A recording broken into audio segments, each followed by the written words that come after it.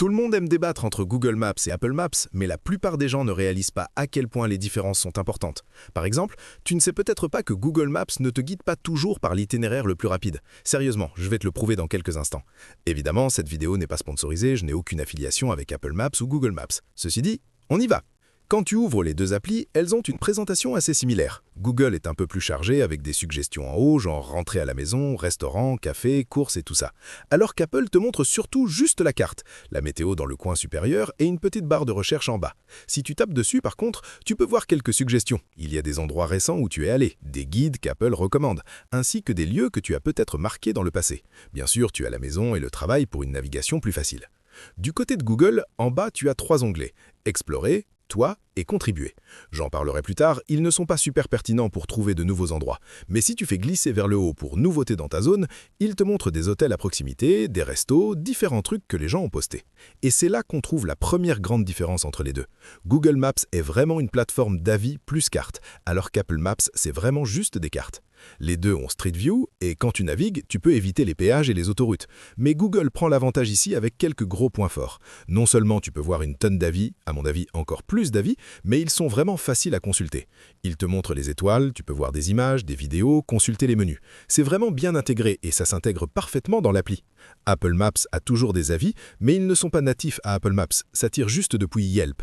Et parfois, ils ont leur propre système avec des pourcentages de pouces levés ou vers le bas. Genre, ce n'est pas vraiment cohérent selon ce que tu regardes. Parfois, c'est la note en étoile de Yelp, parfois c'est un pourcentage de pouces levés, etc. Google a aussi un gros avantage, il te montre les prix de l'essence. Bon, c'est juste pour l'essence ordinaire. Si tu utilises du premium ou du diesel, ça te donne au moins une référence sur quelle station pourrait être moins chère. Mais vu que la plupart des gens utilisent juste de l'essence ordinaire, c'est un avantage assez énorme. Google est aussi meilleur, surtout sur ordinateur, pour planifier des voyages ou réserver des hôtels. Parce que non seulement les deux plateformes te montrent évidemment les hôtels, les notes et tout ça, mais Google te montre le prix. Tu peux planifier pour combien de personnes et combien de nuits tu restes, incluant quelle nuit précisément tu vas rester. Google te montre aussi parfois le prix estimé du péage quand tu prends un certain itinéraire. Les deux options, Apple Maps et Google Maps, savent distinguer route à péage vs route sans péage. Mais Google a récemment ajouté, surtout sur Android, c'est vraiment là que tu le vois le plus maintenant, probablement en déploiement sur la plupart des iPhones bientôt, il va te dire genre les prix des péages des différents itinéraires que tu pourrais prendre. Donc tu peux te dire, ok, c'est 5 minutes de plus, mais ça va me faire économiser 1,37 € ou autre. Maintenant, on va décortiquer les cartes sur les deux dans une minute, mais je dois dire qu'en regardant la carte elle-même, Apple fait vraiment un super boulot pour te montrer plein de restaurants et de trucs d'une manière légèrement meilleure à mon avis. Alors que sur Google Maps, on a l'impression que les noms de rues sont beaucoup plus gros, et tu peux voir des trucs qui sont genre grisés, comme des pompes funèbres et des machins aléatoires. Apple semble faire un meilleur boulot. Pour moi, si tu es dans le coin et que tu te dis « Allez, trouvons un truc à manger rapidement », tu vas repérer un McDonald's ou autre un peu plus facilement sur Apple Maps à mon avis. Apple a aussi, comme je l'ai dit, ses guides tiers de magazines et blogs. C'est plutôt utile si tu vas quelque part. Je ne les utilise pas vraiment beaucoup, mais c'est un petit point pour Apple ici. Mais bon, pour conclure la catégorie numéro 1, Google a clairement l'avantage pour trouver les endroits où tu veux aller. Et honnêtement, j'ai vu pas mal de gens qui utilisent Google Maps juste pour trouver des trucs et ensuite utilisent Apple Maps pour naviguer. Mais ça m'a fait me demander pourquoi ? Pourquoi tu n'utiliserais pas Google Maps pour ça aussi ? Eh bien, ça nous amène à la catégorie numéro 2. Pour commencer, combien de tapes faut-il vraiment pour commencer à conduire quelque part? Honnêtement, c'est assez similaire sur les deux. Apple Maps, tu tapes sur n'importe quelle destination, tu tapes juste sur la petite icône de voiture pour conduire, ça te montre l'itinéraire, et un troisième tape, tu dis Go et c'est parti. Google Maps, il y a un tape de moins. Si tu tapes sur l'endroit où tu veux aller, tu peux soit taper sur Itinéraire et voir les options de trajet, soit juste taper Démarrer et ça va commencer à te guider tout de suite. Mais voilà un truc vraiment important. Tu te souviens au début quand j'ai dit que Google Maps ne te prend pas toujours par le chemin le plus rapide? Beaucoup de gens ne le réalisent pas, mais il y a un paramètre par défaut dans Google Maps qui va te faire prendre l'itinéraire le plus économe en carburant. Donc parfois ça évite les péages, parfois ça économise de l'essence, et ça peut être génial si tu veux ça, tu devrais définitivement laisser ça activé. Mais la plupart des gens veulent prendre l'itinéraire le plus rapide. Sérieusement, regarde combien de gens roulent au-dessus de la limite sur l'autoroute. Ils font ça parce qu'ils veulent arriver plus vite, donc c'est un paramètre important. Même si tu utilises Google Maps, ça vaut le coup de savoir que ce paramètre existe. Sur Google Maps, tape juste sur n'importe où tu veux aller. Tape sur Itinéraire, puis fais glisser le dashboard, tape sur Paramètres et tu verras Préférer les itinéraires économes en carburant. C'est activé par défaut. et j'ai vu ça coûter jusqu'à 5-6 minutes, même sur un court trajet en ville. Pour certaines personnes, ça peut vraiment être assez agaçant, et ça s'accumule au fil du temps. C'est truc controversé. Certaines personnes veulent vraiment ça, d'autres non. Mais je pense que c'est un peu sournois de la part de Google d'ajouter ça sans le rendre vraiment évident, sans prévenir beaucoup de gens que c'est ce qu'ils font. La plupart des gens supposent que Google Maps les emmène par le chemin le plus rapide. Une fois que tu désactives ça, les deux semblent te guider avec un algorithme de navigation vraiment similaire. Les deux sont aussi rapides. Je trouve qu'ils prennent des itinéraires à peu près identiques, te montrent des options identiques pour les routes alternatives, et honnêtement, en ce qui concerne la navigation vers des endroits, les deux vont faire un super boulot pour t'amener là où tu dois aller. Mais pendant que tu conduis, ils font un boulot très différent pour te présenter les informations. Combien d'infos sont affichées? C'est trop? Pas assez? Eh bien, c'est à toi de juger. Mais récemment, je dois dire que Apple Maps fait vraiment du bon boulot. Non seulement Google Maps te montre la sortie et dans quelle voie tu veux être, mais Apple Maps te montre à quoi va vraiment ressembler la sortie et à quoi va ressembler ta voie quand tu sors. Je trouve ça particulièrement utile, surtout si tu conduis près de grandes villes où il y a genre plusieurs voies sur une autoroute et des sorties très complexes. Apple Maps fait un excellent boulot là-dessus. Je pense que pour la navigation, Apple Maps est peut-être légèrement meilleur, mais je veux te montrer quelques trucs que je préfère sur Google Maps pendant que tu conduis. En haut, les deux te montrent ton prochain virage, mais sur Google Maps, en dessous, ça dit « après ça, tu vas faire autre chose ». Donc si tu dois tourner à gauche, tu te demandes peut-être « ok, les deux voies tournent à gauche. Est-ce que je vais faire un virage à droite immédiatement après et je veux être dans la voie du milieu ou je veux être dans la voie de gauche parce que je vais faire un virage à gauche immédiatement après ?» Et Google te montre « puis tourne à droite » ou « puis tourne à gauche ». En plus, tu peux aussi balayer à droite et à gauche en haut, juste pour parcourir les différentes directions et ça va zoomer le long de ton itinéraire et te montrer à quoi va ressembler ce prochain virage. C'est quelque chose que j'ai fait très souvent quand je conduis. Sur Apple Maps, tu ne peux pas faire ça, mais tu peux balayer vers le bas et ça te montre quels sont tes prochains virages, mais ça couvre toute la carte quand ça le fait. Pour moi, Google Maps a l'air un peu plus chargé, dans le sens où il te montre beaucoup de blocs très opaques, alors que Apple Maps a beaucoup plus un look vitré. En bas, le temps d'arrivée, la durée, ça se fonde avec la carte, donc on a l'impression de pouvoir encore voir où va la route derrière ça. En plus, en haut à droite, tu as l'option de dézoomer pour voir ton itinéraire complet si tu veux, ou tu peux juste te concentrer sur le prochain virage que tu fais réellement. Et encore, ces éléments sont assez translucides aussi. On a le volume et c'est toute une catégorie différente. Et bien sûr, on a l'option de signaler un incident. Les deux ont des incidents, donc tu peux signaler la police, des accidents, du trafic, des travaux, plein de trucs qui honnêtement peuvent être de gros sauveurs quand tu conduis. S'il y a un obstacle sur la route et que tu le sais à l'avance parce que Google ou Apple Maps te le dit, c'est un gros plus. Maintenant, comme plus de gens utilisent Google Maps qu'Apple Maps, je trouve que ça pourrait être une ressource légèrement meilleure. Plus de choses tentent à être signalées sur Google Maps comparé à Apple Maps, d'après mon expérience. Google Maps a cette fonctionnalité vraiment intéressante que je n'ai jamais vraiment utilisée, mais certaines personnes aiment ça. Donc, au lieu d'orienter toujours dans la direction où tu conduis, certaines personnes aiment avoir l'orientation nord, donc ça te montre en train de conduire genre de côté. Mon cerveau ne fonctionne pas comme ça, mais si le tien veut, c'est quelque chose que Google Maps offre et qu'Apple Maps, au moins d'après ce que je peux voir, n'offre pas. Google Maps a aussi le petit bouton fourche en bas, les itinéraires alternatifs. Si tu tapes dessus, c'est la même chose qu'Apple Maps te montrant l'itinéraire complet et tu vois les autres routes là-dedans. Donc si tu veux éviter une certaine autoroute, tu peux faire ça. Les deux applis font du bon boulot pour détecter les bouchons en amont et te proposer des itinéraires alternatifs si besoin. Et tu peux choisir différentes vues sur les deux. Vue satellite et plusieurs façons de regarder ta carte. Mais Google Maps en propose un peu plus. Par exemple, ils ont une vue terrain. Les deux peuvent afficher les transports en commun quand tu planifies ton trajet, la carte du trafic, ce genre de trucs. Mais clairement, Google a un peu plus d'options de visualisation. En faisant glisser vers le haut, tu vois que les deux ont l'option d'ajouter une étape. Tu peux partager ta progression, même si c'est fait différemment. J'en reparlerai après. Google Maps a un énorme avantage à mes yeux, il affiche ta vitesse juste à côté du panneau de limitation.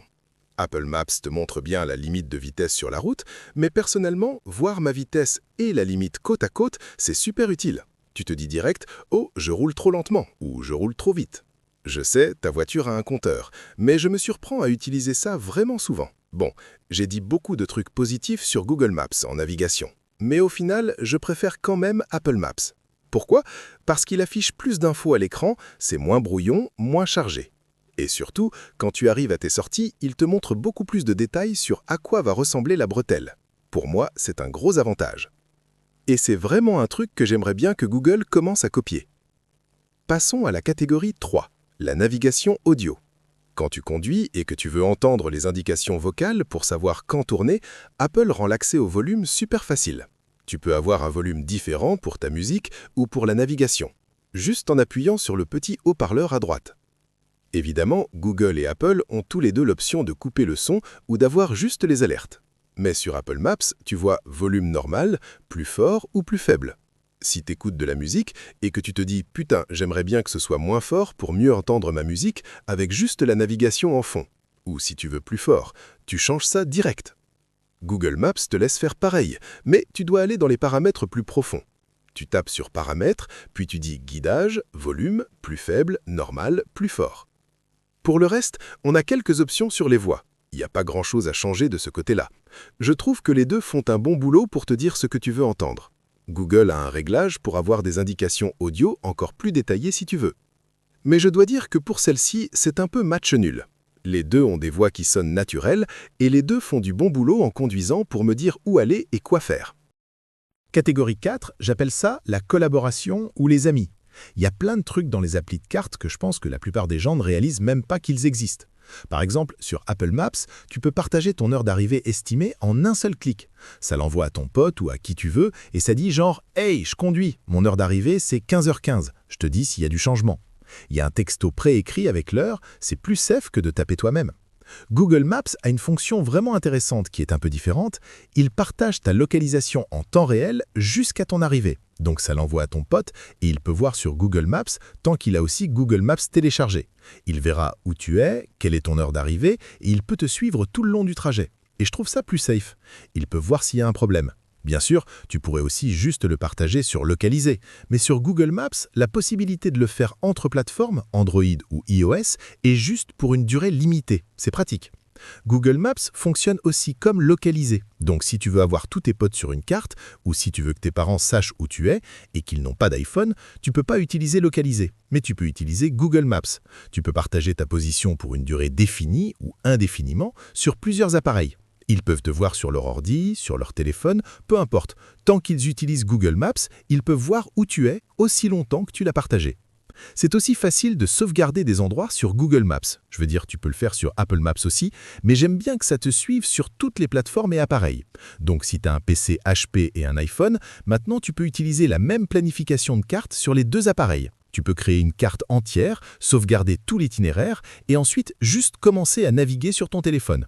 Moi, j'utilise ça pour faire des listes de restos que tu peux facilement partager avec des potes. Et en fait, tu peux rendre ça collaboratif aussi. Je planifiais un voyage avec ma famille et on avait un itinéraire qu'on préparait. On avait des listes de tous les restos et les trucs qu'on voulait voir et tout le monde pouvait ajouter à cette liste. Et ça a super bien marché. Du coup, quand on est arrivé, celui qui conduisait ou naviguait pouvait juste sortir son téléphone, choisir l'itinéraire du jour et tous les arrêts étaient préenregistrés. Et c'était facile de naviguer avec ça. Donc, pour la collaboration, celle-ci penche vers Google Maps. Catégorie 5, la navigation quand tu marches. J'adore qu'Apple te donne des options vraiment simples dès le départ. Tu veux éviter les collines, tu veux éviter les routes passantes, tu veux éviter les escaliers, peut-être que tu es en fauteuil, roulant, et tu veux pas qu'on te guide vers un escalier. C'est un truc qu'Apple Maps a vraiment bien intégré juste avec les options quand tu essayes de naviguer quelque part. Et c'est pareil pour le vélo. Tu peux éviter les collines ou les routes passantes. J'espère qu'il évite déjà les escaliers pour le vélo de toute façon, mais c'est cool que cette fonctionnalité soit intégrée ici. Sur Google Maps, tu peux choisir d'éviter les ferries quand tu marches et tu peux le rendre accessible en fauteuil roulant, ce qui va privilégier les ascenseurs et éviter les escaliers. Mais ça va pas te laisser éviter les routes passantes. Je veux dire, ça va un peu le faire automatiquement, mais ça va pas te laisser juste éviter les collines. C'est un truc seul Apple Maps te laisse faire. Mais Google Maps a cette vue 360 AR qui déchire. Tu sais quand tu es dans une ville et que tu ressors du métro et que tu es complètement désorienté. Et bien sur Google Maps, si tu navigues, tu peux juste le lever et pointer autour de toi et ça va te montrer une réalité augmentée de ta caméra avec une flèche qui te montre dans quelle direction tu dois vraiment marcher. C'est une fonction cool qui t'aide à te repérer. Je l'utilise pas des masses, je préfère juste regarder la carte et voir les rues et dans quel sens elles vont. Mais encore une fois, c'est une fonction qui existe sur Google Maps. Aussi, sur Google Maps, quand tu planifies une marche, en fait, tu peux faire ça en planifiant à peu près n'importe quoi, mais en planifiant une marche, si tu fais glisser vers le haut et que tu regardes tous les virages que tu dois prendre, ça te montre l'élévation tout le long de ton itinéraire, ce qui est pratique. Tu peux savoir genre, « Hey, c'est vraiment raide en fait !» Même si tu peux pas aller sur Apple Maps et éviter les collines raides, tu peux glisser vers le bas et voir à quoi va ressembler chaque virage. Donc tu peux un peu planifier ton itinéraire à l'avance. Si tu vas dans une nouvelle ville et que tu veux savoir si c'est un bon endroit pour marcher, tu peux regarder ton itinéraire, regarder la vue de la rue à chaque virage et te dire « Ok, ça a l'air bien. Je reconnaîtrai ce bâtiment, je tournerai à droite, je raterai pas mon virage. » C'est pratique qu'il montre ça là. Encore une fois, Apple Maps te montre tous les virages, mais ils n'ont pas cette vue de la rue intégrée. Les deux ont une vue 360 comme je l'ai mentionné plus tôt, mais encore une fois, juste une différence subtile dans comment c'est présenté. Donc les directions à pied, je veux dire c'est subtil. Personnellement, je donne la victoire à Apple Maps juste parce que j'aime la façon dont ils ont configuré ça. J'aime qu'ils te donnent plus d'options si tu veux éviter les collines, les escaliers et ce genre de trucs. Juste un peu plus de flexibilité dans comment tu marches et pareil pour le vélo. Apple te donne juste un peu plus de flexibilité dans comment tu peux planifier ton itinéraire, alors que Google Maps, on sent que c'est d'abord fait pour conduire, mais qu'ils ont aussi la marche et le vélo, juste pas autant de paramètres pour vraiment l'adapter à ce que tu veux pour une balade de vélo ou une marche. Catégorie 6, les fonctionnalités spécifiques aux appareils. La première dont je veux parler, c'est les cartes hors ligne. Les deux ont des cartes hors ligne, mais c'est un truc vraiment subtil. Apple te laisse remodeler à quoi va ressembler cette carte hors ligne, genre quelle région tu sauvegardes. Google Maps le fait dans un format 9:16, comme l'écran du téléphone. Donc si tu veux sauvegarder tout l'état de Floride, qui est très long et assez étroit, tu dois aussi prendre les états au-dessus et en dessous sur Google Maps. Sur Apple Maps, tu peux économiser du stockage en prenant juste la Floride. Peut-être que tu restes juste dans les limites d'un parc national ou un truc que tu veux télécharger au cas où tu n'aurais pas de réseau, mais tu veux pas bouffer tout ton stockage en téléchargeant un état entier au-dessus et en dessous de toi. D'autres fonctionnalités spécifiques ou pertinentes aux appareils, Google marche super bien sur n'importe quelle plateforme. Si tu as un iPad ou un PC Windows, peu importe ce que tu utilises, c'est vraiment multiplateforme. Et c'est très accessible depuis le navigateur et tous tes lieux sont sauvegardés avec toi partout où tu vas sur tous tes appareils. Cela dit, Apple Maps est aussi disponible sur ordinateur. Si tu as un PC Windows, tu peux juste aller sur ton navigateur et aller sur maps.apple.com et tu as l'expérience complète là. C'est vraiment pratique que tu puisses faire ça peu importe quel est ton appareil en fait. En plus de ça, si tu utilises un MacBook ou un iMac ou n'importe quel appareil Mac, il y a une appli native pour Apple Maps, ce qui fait juste plus propre que tu puisses l'utiliser nativement sur ton ordi. Maintenant, Google, pour pas être en reste, ils ont Google Earth, qui est une plateforme plutôt cool, mais je trouve que c'est très différent de Google Maps. Peu de gens utilisent le logiciel Google Earth pour gérer leurs cartes. La plupart des gens vont juste sur le navigateur et tu obtiens en gros la même expérience de toute façon. Par contre, Google Maps a une fonction cool où tu peux mesurer des distances. Tu peux faire ça sur ton téléphone, tu peux faire ça sur un ordi ou à peu près n'importe quel appareil. Tu peux tracer des lignes droites entre deux trucs et découvrir quelle est cette distance. C'est utile si tu essaies d'estimer, je sais pas, quelle taille fait un certain espace, ou j'utilise ça tout le temps pour juste des trucs aléatoires pour mesurer différentes distances à différents endroits. En ce qui concerne les transports en commun, les deux font du bon boulot pour vraiment comprendre les itinéraires de tes systèmes de trains locaux. Évidemment, ça va dépendre de ta ville où tu es dans le monde aussi.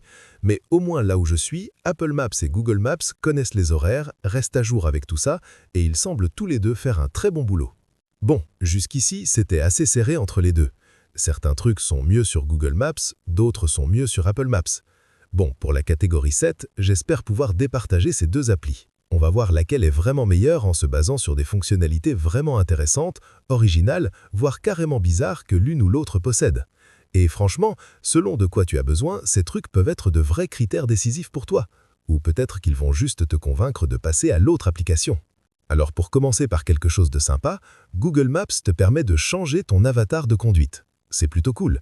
Tu peux le remplacer par une voiture d'une autre couleur, un petit triangle ou la couleur que tu veux. Il y a différentes options pour rendre l'expérience plus personnelle. Apple Plan s'intègre vraiment bien avec le reste de l'écosystème Apple, donc tout ce dont tu parles dans iMessage ou sur Safari se lie parfaitement avec Apple Plan. Et tu as vraiment cette sensation d'écosystème où tout est juste un peu plus pratique à utiliser quand tu es sur ton téléphone. Apple Plan te permet aussi de créer un itinéraire personnalisé. Si tu maintiens appuyé sur une épingle, tu obtiens quelques options. L'une d'elles est créer un itinéraire personnalisé. Tu peux continuer à ajouter d'autres épingles et construire un parcours. Tu pourrais faire ça si tu planifies un jogging, par exemple. Tu peux faire un aller-retour, tu peux faire une boucle. L'appli te donne des infos là-dessus. C'est assez similaire à ce que je disais sur la fonction « Mesurer la distance » de Google. Mais ça n'utilisera pas de ligne droite. Ça va utiliser les routes et créer une vraie navigation entre les points. Et c'est plutôt cool de pouvoir faire ça. Par contre, Google Maps, et c'est un gros point que je n'ai pas encore mentionné, Google Maps semble avoir une longueur d'avance sur Apple Plan. C'est vrai qu'à Paris, Apple Plan est devenu super beau et précis, presque autant que Google Maps, mais pour le reste du pays, Google reste la référence incontestée, surtout pour les transports et les petits commerces. Les deux applis faits intéressants te montrent la météo des différents endroits, mais elles le font différemment. Apple te la montre beaucoup plus souvent, c'est plus visible en haut à gauche, alors que Google ne te la montre généralement pas. Parfois si, quand tu zoomes sur une nouvelle ville, et tu peux cliquer dessus sur Google. Et un gros point, c'est vraiment un gros point positif pour Google peut-être, sauf si t'aimes pas ça, Apple Plan a un truc un peu similaire. Apple Plan va mémoriser certains de tes emplacements, mais Google Maps a la timeline Google. Donc si jamais tu te demandes « Ok, c'est où la maison de mon pote ?» Si t'as oublié son adresse, t'as honte de redemander son adresse. Tu peux aller sur Google Timeline, revenir au jour dernier, ça te montrera partout où tu es allé ce jour-là et tu peux voir l'adresse où tu as été. Et honnêtement, j'ai fait ça plein de fois pour retrouver des maisons d'amis où j'étais allé dans le passé. De la même façon, si jamais tu te fais, je sais pas moi, convoquer au tribunal ou tu es interrogé, quelqu'un braque les projecteurs sur toi et te demande « Où étiez-vous dans la nuit du 7 juin ?» et que tu fais « je sais pas trop ». Eh bien, si tu as Google Maps, tu peux aller sur Google Timeline et découvrir exactement ce que tu as fait ce jour-là. Je suis allé marcher, j'ai conduit chez mes parents, on est allé dîner, tu peux voir tout ça. Et c'est activé par défaut. Donc certaines personnes peuvent trouver ça flippant. Tu peux y aller et tout effacer si tu ne veux pas que ce soit là. D'autres trouvent ça super utile et ne réalisaient peut-être même pas que ça existait. Voilà donc quelques différences intéressantes. Il y a tellement plus de différences entre ces plateformes. Mais laquelle est réellement la meilleure ? Eh bien, je suis content que tu poses la question. C'est vraiment un jeu du chat et de la souris à mon avis. Les deux évoluent pour se matcher et se surpasser l'une l'autre dans différentes sections, différentes régions. J'ai été un utilisateur hardcore de Google Maps pendant un moment, mais ça dépend de ce dont tu as besoin. Google Maps peut avoir une meilleure détection des contrôles de police ou des obstacles sur la route. Apple Plan a une interface de navigation plus épurée avec des graphismes franchement supérieurs à mon avis. Google a une suite software puissante, incluant un assistant vocal plus intelligent, une librairie massive d'avis et plein d'autres fonctionnalités intégrées. Donc pour moi, quand je planifie d'aller quelque part ou si je suis dans un autre pays, je vais définitivement utiliser Google Maps. Mais si je navigue vers un endroit à proximité et que je veux juste y arriver rapidement avec une interface clean, Apple Plan fait vraiment du bon boulot. Laisse un commentaire et dis-moi laquelle tu préfères. Maintenant, va voir ma vidéo sur les 20 fonctions cachées de Google Maps que personne n'utilise ou alors celle sur Apple Maps si tu préfères cette application. On se voit de suite. Salut!